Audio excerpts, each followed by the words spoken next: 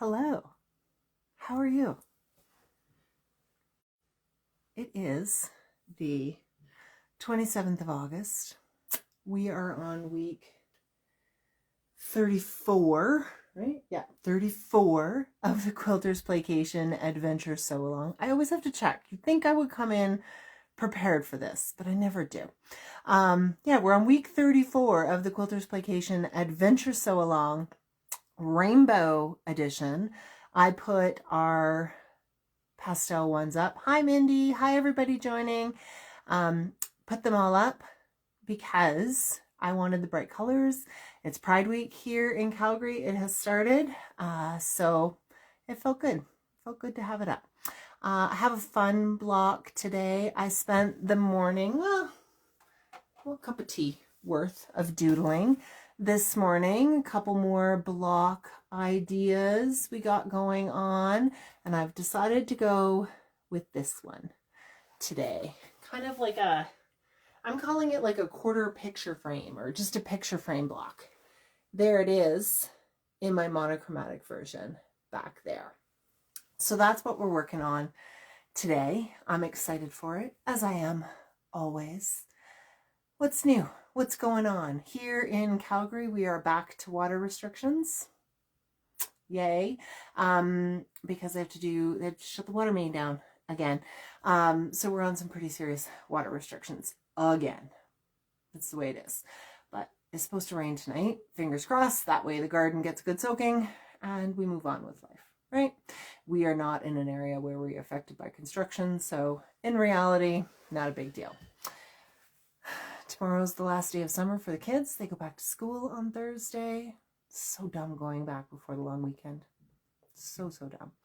I'm going to the Pink concert on Saturday night, which is exciting. I've never been like a huge Pink fan, but I heard it was a good show and the opportunity came up. So the girls and I are heading there, and that's what's going on. Otherwise, I am trying to get some order in the sewing room because it is, let's just show you, chaos. Yeah, honest craft room.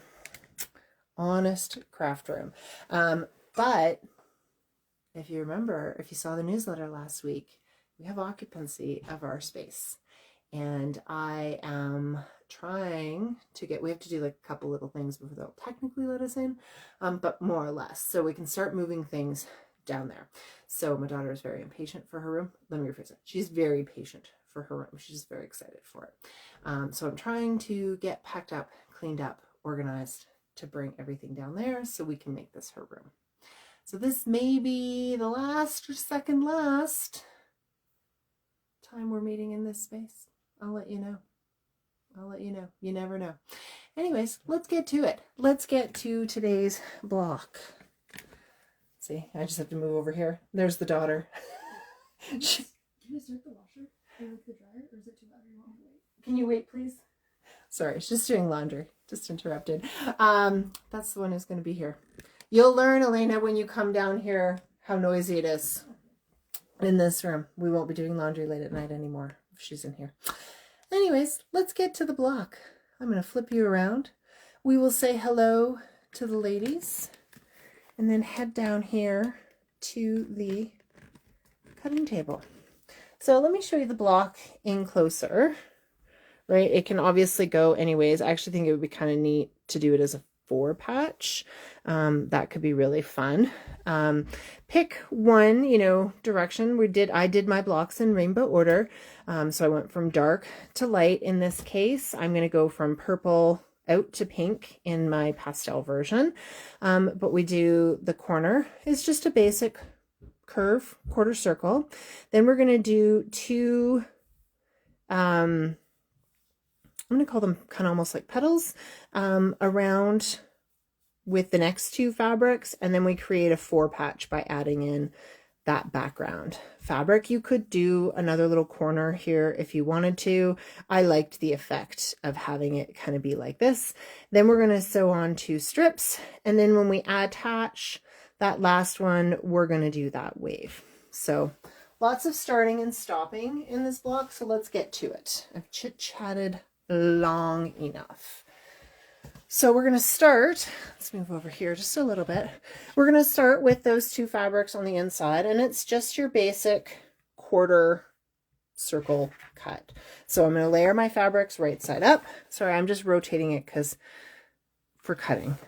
And then I'm going to layer those so they're layered right side up, and I'm going to cut through both of them. Definitely needing to update that. And we'll put these bits in the scrap pile, and I'm going to sew these two together. I literally went and dug through the scraps and cut a couple of random pieces. We don't have to get too fancy with this block. Now I'm going to rotate this around, go to the sewing machine, and sew down that. You may remember, I always like to have that concave piece on the bottom. And at the machine, let's just bring you over here as another reminder, or in case this is your first time joining us. I like the concave piece down there. I'm not pinning. And I'm only going to worry about lining up about 1 inch at a time in front of the presser foot. If I need to adjust, then I will adjust. And I'm going to try not to pull my fabrics. I just want to guide them through the machine, and they'll go. So we are going to have to go 1 seam at a time, assemble our block as we go, but pretty straightforward. So there's the first one. So you'll see, I'll just press that, and we move onward. So now to do the next ones, I want to have my third color. I want those pieces of my third color to be roughly sort of the height and the width of this. You could go ahead and square this up already. If you have a block that divides nicely into 3, go ahead, like my black and white blocks, those are 9.5 inch blocks. So I knew that this square could be 3.5 inches, and it goes. I don't have a nice number for this one, so I'm not going to. I'm just going to leave it as it is. You can trim off kind of any kind of dangly bits just so visually it's a little bit easier, but not necessary. Now I'm going to take another piece, my fourth color, and I want it to be about the same length, so I have more than I need here, and I have a lot more width than I need. So I want those two, and then the same up here, right? So got a little bit more. Right, this is that improv spirit. We're just kind of making it work like that. And now we're going to do the same thing with both of these blocks. You're going to layer these. So just set that one aside now. We're going to layer these right sides together, and I'm going to cut an arc. Right, so rather than a quarter circle, I'm cutting an arc. Just want to make sure I've cut through everything. So there's going to be one arc, and then I'm going to do the same thing on this one. I'm actually going to flip that around, and I'm going to cut an arc. So you do want these to be fairly overlapped. You can see, right, that's how much of an overlap. But you could do that a really gradual one if you prefer. It's entirely up to you. Okay, now I'm going to sew these two together. Again, I like that convex or concave on the bottom. So I'm going to do them like this. The important part is that you just don't mix up the pieces, right? You're sewing what you cut together. We're going to do the exact same thing like we just did. Only worried about kind of that inch in front of the machine at a time. Now with an arc, I'm going to show you on the next one because I just did it here. Bring you over here. When we get to kind of the high point of the arc, like around here, I do like to sort of stop and pivot. But I don't want to do a giant pivot. I might do, it depends on if it's wanting to go for me. I might just do like a tiny little, let's call it an adjustment, not a pivot. And I might do it every one or two stitches even, depending on how it feels like it wants to go. And that's all about just making sure everything, you know, you don't get any folds or puckers in your curve as you sew it. So if you're getting folds or puckers in it, it's because you've done too sharp of a pivot, or you folded the fabric as you went around. So there we go. There's the first one. And then there's the second one. You definitely need to give these a good press as you go. Okay, let's head back over here. I'll show you the next step. So we're going to be sewing these together. But what about this? Obviously you need a yellow square. I don't have any scraps big enough, so I'm going to need to cut one. But what I'm actually going to do is sew these two. Actually, I will cut it because we're doing improv. We can figure this out. So what you can do is you can take a ruler and kind of roughly measure, you know, I've got 3.5 inches here and 3 1/8 on this side. So I'm going to cut roughly that size of a square. I'm not needing to be super exact. Let's be honest. Wrong side. There we go. Not needing to be super exact because we will trim this stuff down, but you know, there's no point cutting more than we need. So I'm just going to kind of cut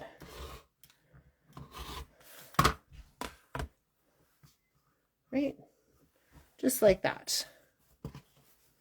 So now I have that yellow there, and I'm going to sew these two together and then these two together.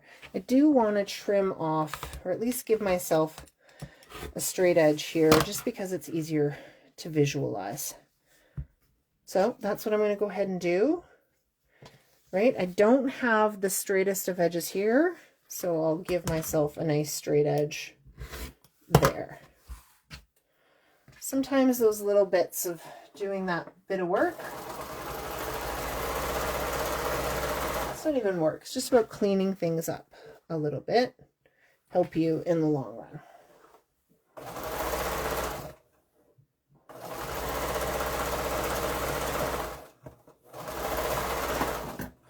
So now that I've sewn those two together, each pair together, I can cut it apart. This isn't necessary to chain piece.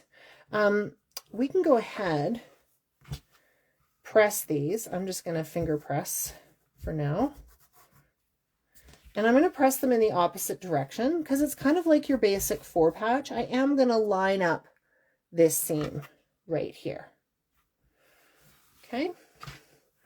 So now that I have them there, I have lined up the seam. You could go ahead and give yourself a nice straight edge here. And then all I would do, see, I'm only just trimming off just this little bit to give it a nice straight edge.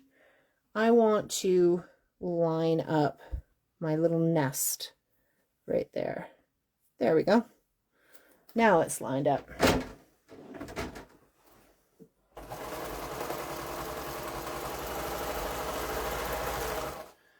Apologies for that bit of noise. My daughter came and shut the door because I'm pretty sure she wants to watch Gossip Girl on the TV in the next room. So, in that chaos that I was talking to you about, see, there we go, nicely lined up there. So I'm going to press this. You can press in any direction that you want to.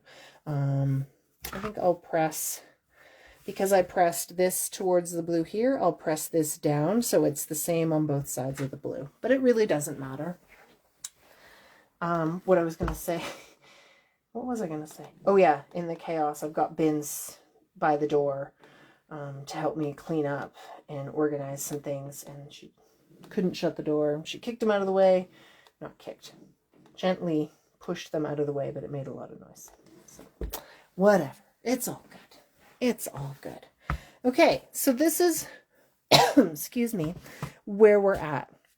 What we're going to do now is we're going to take we've got our 4 colors. We're going to take our 5th color and put it around. Nothing fancy, just some strips that you need to put around. But you see how I have all these wobbly kind of edges? You could go ahead and clean those up at this point. That gives you a better idea of size, because if we start adding here on the big, we may end up with kind of like this downward angle or outward angle that's going to make our block, one, kind of awkwardly sized at the end of the day, which is not a big deal because we're going to trim it down, but you're going to want to make sure you have enough. And so I find it better at some point in the process to trim it off. Just, I'm not measuring. All I'm doing is kind of cutting off any extra edges, because when I go to measure how big I am, I want to make sure I measure off the smallest, not the biggest. And if I did that, you know, while that was still there, I may measure from here, and then my block is actually going to have to be smaller than I think it is. So it's just kind of like a thing to give yourself a little bit of a mental note. And so same thing here, I have this kind of wonky edge, and this is actually where I'm going to be adding something in a second. So I'm going to go ahead and give myself a straight edge. It doesn't have to be like a parallel, perfectly square edge, but just a nice straight edge. This one's pretty straight, so I'm going to leave it there. So I'm going to go ahead, and what I want to do is see where I'm at size-wise. So I am at, just under 7 inches and about 7 inches there, because this helps me kind of determine how wide of pieces I may want to consider adding on, right? Because it's going to get bigger, but we don't want it to be too small, or we don't want to add on these giant pieces that we don't need. So I've trimmed down this piece to the one size. I'm going to sew this one on, and then I'll press it, and then I'll know how big this top one needs to be. I just like to keep a handle, an idea of where my size is going to be in the block as I go. There's nothing wrong with the surprise, and you can fix that, but if you can save yourself the effort of having to fix it, it does well.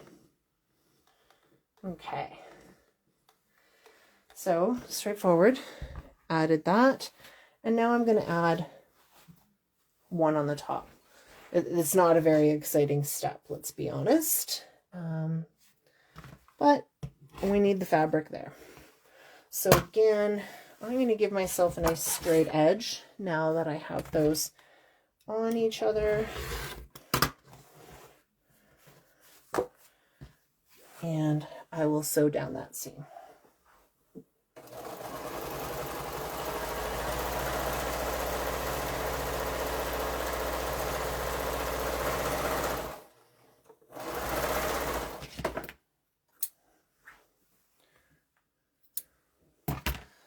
Press that out, and then we'll add the last edge and we're done. So lots of starting and stopping, but not a terribly difficult block to do, right? So we have that. Now this last one that I want to add on, we did straight seams here. I'm going to do a wave. Now I do recommend, just from a design point of view, to go whatever side you did first here. So I did this side, and so in my case, the way the block is sitting right now, the vertical side and then the horizontal, do the same order. It'll just look a little bit neater. Is it necessary? No. It just looks neater. That's all. Right? So you want your strip to be the same height, roughly. So I don't need that extra, so I'm just trimming it off. And then we're going to be layering it and cutting that curve. Now, I have my 2 fabrics layered over each other, but I just want to double check again that width, right? So I'm at about 11 inches. I'm going to lose some when I cut and seam allowances, and I know that my finished block is about 10.5 inches, so I'm going to give myself a little bit more wiggle room. I'm going to pull this out so there's a little bit less overlap, right? So I have a little bit more wiggle room. in there. So with my fabrics layered right sides, I'm going to hold them in place, and I'm going to just cut a wavy line, right? Not rocket science, but I've got that wavy line. And then I'm going to sew this one, and then I will press it, and then I will cut and sew that top one. So when I'm sewing the arcs, it really doesn't matter which one is on top, or these wavy lines. It doesn't matter which one was on top and which one's on the bottom, because you've got convex and concave on both of them. So we're going to go just lining up, kind of a little bit of it at a time. Now, when we have it where the convex is on the bottom and the concave on top, this is where I'm just going to slow down, make a few more adjustments every stitch or two, and that's going to help prevent me from having those really sharp arcs, or any pivots or folds, like any sharp pivots. Because if you have a really sharp pivot, it's not that graceful arc that you have. You know, it's like making a turn versus like a nice gradual turn versus like a 5-point turn when you're driving. That sort of thing, right? Just a nice graceful one. And there we go. See? Nice and graceful. Now at this point, I would again, let's double check our width, right? I'm going to have more than enough. But if it was short, let's say I did this. Here, this is the way I've been doing it every other time. And I measure it. And I'm, oh no, closer to 10 inches. And I need 10 and a half, ignoring this side. All I would do is actually sew another pink strip right here and make that side wider. It's a pretty easy fix. But I would do it now before I've added this other piece. Is it the end of the world if you do it after? No. I'm just saying that's how I would do it. Okay?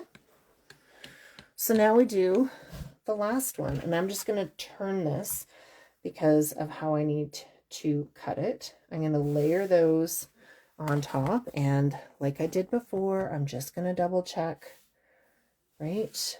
Where am I? See, down here, I'm actually, oh, you can't see that. Down here, I'm actually under my 10 and a half inches. And I'm already really close in terms of overlap. So I don't have a lot of wiggle room. So I'm just going to see if I pull it out. What does that do for me? If not, I may just, you know, I'm just going to cut a different piece. I grabbed that pink piece out of the scrap bin. It's not a big deal. It will go back in. But because I want this to be wide enough, I'm just going to go to my pink fabric and cut a bigger piece so that I don't have to worry about this at all. And I conveniently have, let's double check that that's actually wider. It's wider at the one end. I'm going to go a little bit bigger. I would rather have it bigger and trim off than have to add.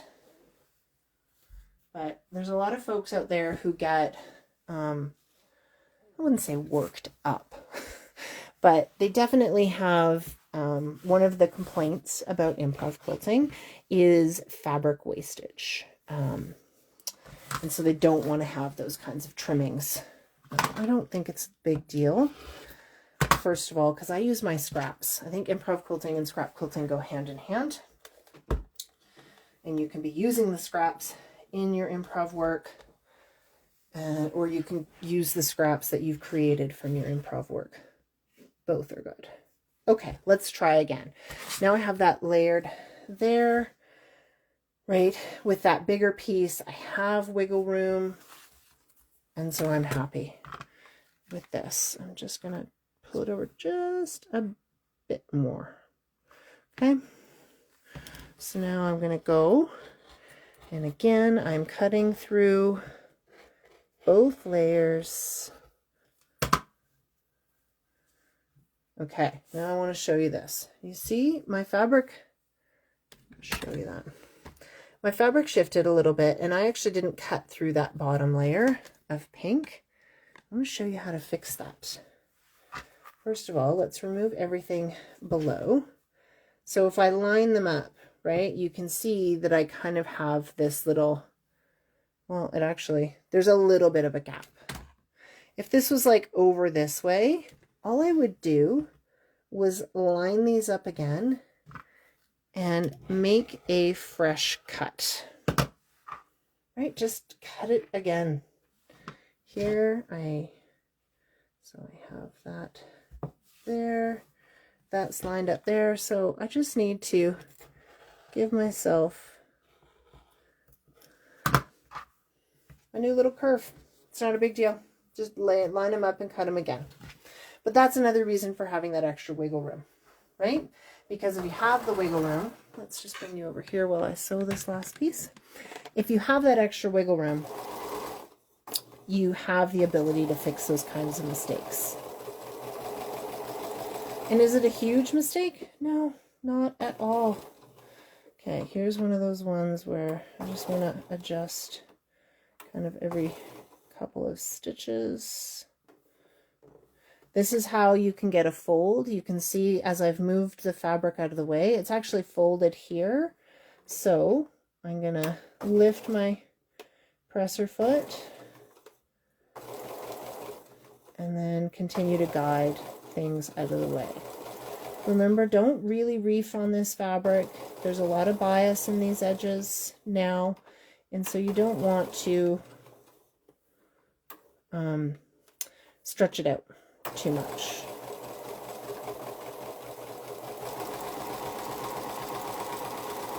Okay, that's that last one. Let's go press it, and then we'll finish up the block by squaring it. You can see me press it this time. It's kind of a fun one. I really can see how this could look cool in repeat, like turn these into a 4-patch, or even like these are the corners, and then you have further blocks that do this little kind of petal on the side. Yeah, I can see a lot of potential. I could see it using it with scraps. Let's say you did scraps. You didn't have to have all the same color, but they were all the same value. So these were all they didn't have to be all the same fabrics, but they would be the same value. So all yellows in the same value or something like that. It could be really, really fun. I might have to play with that with some software just to see what it looks like. So I can double check, right? Ready to square up. I've got 10.5 inches everywhere I look. I am happy about that. So holding my ruler in place with that kind of hang loose. And then the other side. And we have week 34 finished.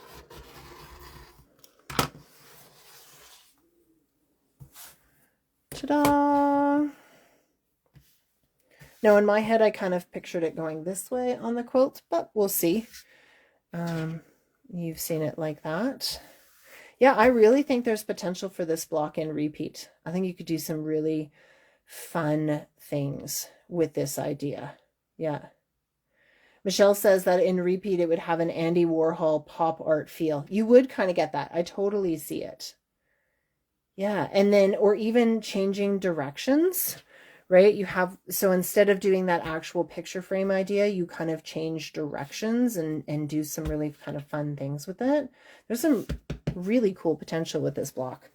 Not what I anticipated when I sketched it out this morning, but I'm really liking it. Really, really liking it. So folks, thanks for joining me. We'll say goodbye. Sylvia says it's very organic. It is. It is. So much of improv is. That's kind of the point, right? We're playing and having fun and just figuring it out. I will say this. When I move to my studio, I will be happy not to have these pot lights above my head. I feel like it's some kind of weird frame. Anyways, let's put this up here so you can see the two blocks next to each other. there. Lots of fun. It's going to go here in the quilts. I'm working on that quilt. So lots going on. It's better than being bored, right? Busy is better than bored. Speaking of busy, I'm going to take off.